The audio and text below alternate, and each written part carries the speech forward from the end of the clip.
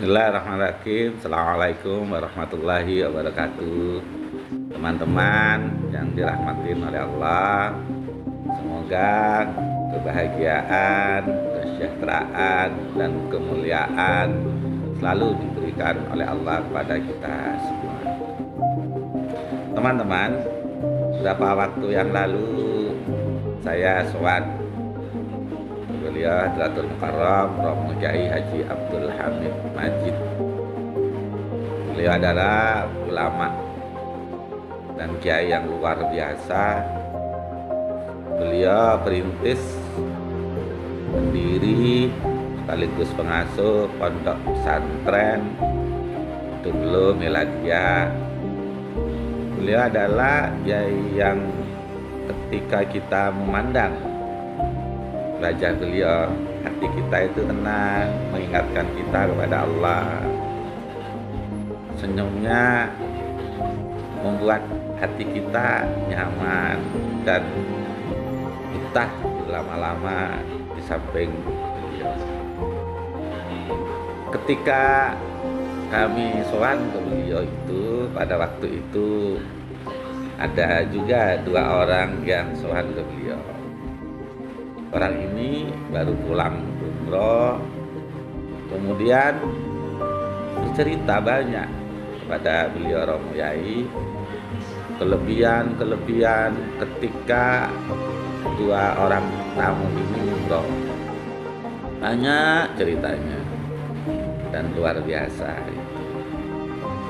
Saya juga mendengar, kemudian saya juga menyampaikan pada tamu itu, Pak, beliau Romo Yai dan jamaah 2 minggu yang lalu itu umroh, dan di sana ketika tawaf, ketika beliau masuk tawaf kemudian memulai umroh, oleh Allah Subhanahu wa taala mataharinya ditutup oleh awan. Maka ketika beliau dan jamaah itu tawaf selama 7 kali, itu ya tidak ada sinar matahari karena mataharinya ditutup oleh awan.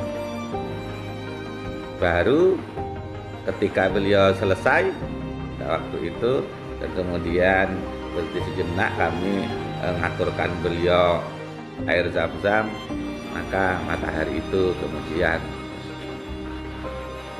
saya cerita kepada orang yang tadi itu bahwa ya kita juga ketika tawaf itu selalu tawaf kecil karena orang sepi biasanya kalau beliau itu tawaf di situ.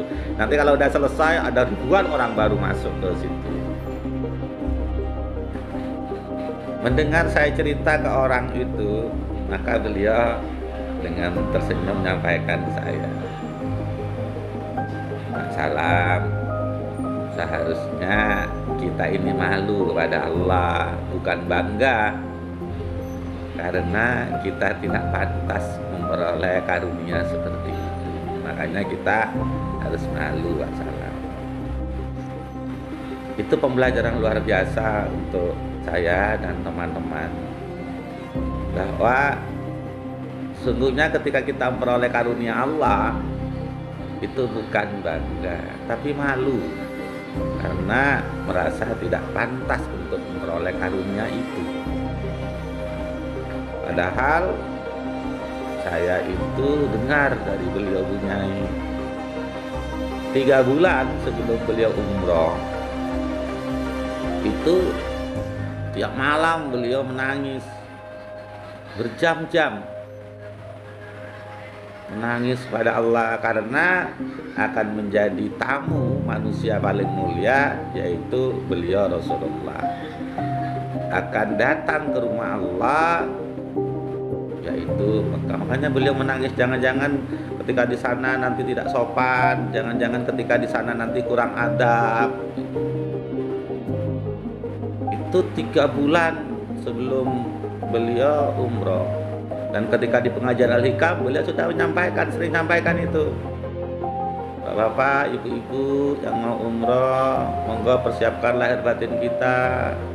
Jangan sampai nanti kita di sana di rumah Allah dekat beliau Rasulullah, nanti kita itu kurang adab, kurang apa itu. Padahal 3 bulan beliau nangis. Saya tanya, lah kok tahu jenengan bungai bahwa beliau itu menangis? Ya karena pundaknya bergetar. Beliau seperti itu. Dan memang selama di Mekah beliau saya lihat bahkan ketika di kamar pun beliau kalau berpakaian sangat rapi, sangat rapi. Pakai luar biasa. Katanya beliau naik kok ngomongnya di apa namanya di kamar kok rapi. Iya Pak Salam, karena ini kan dekat Rasulullah. Makanya ya adab harus dijaga betul. Beliau seperti itu. Dan saya tahu karena saya mengantarkan makanan ke beliau ketika pintu dibuka, saya akan melihat kalau di kamar beliau itu pakaiannya luar biasa itu. Itulah teman-teman pelajaran yang luar biasa untuk kami. Jadi dalam kehidupan ini kalau kita misalnya dapat karunia oleh Allah itu ya disyukuri, jangan merasa bangga seperti saya, salah saya itu. Sudah diingatkan oleh beliau bahwa sungguhnya kita merasa malu pada Allah. Ternyata Rasulullah juga seperti itu diajarin oleh Allah Subhanahu wa taala ketika misalnya memperoleh kemenangan Fathu Mekah, kemudian Rasulullah diperintahkan oleh Allah fasabbih bihamdi rabbika wastaghfir.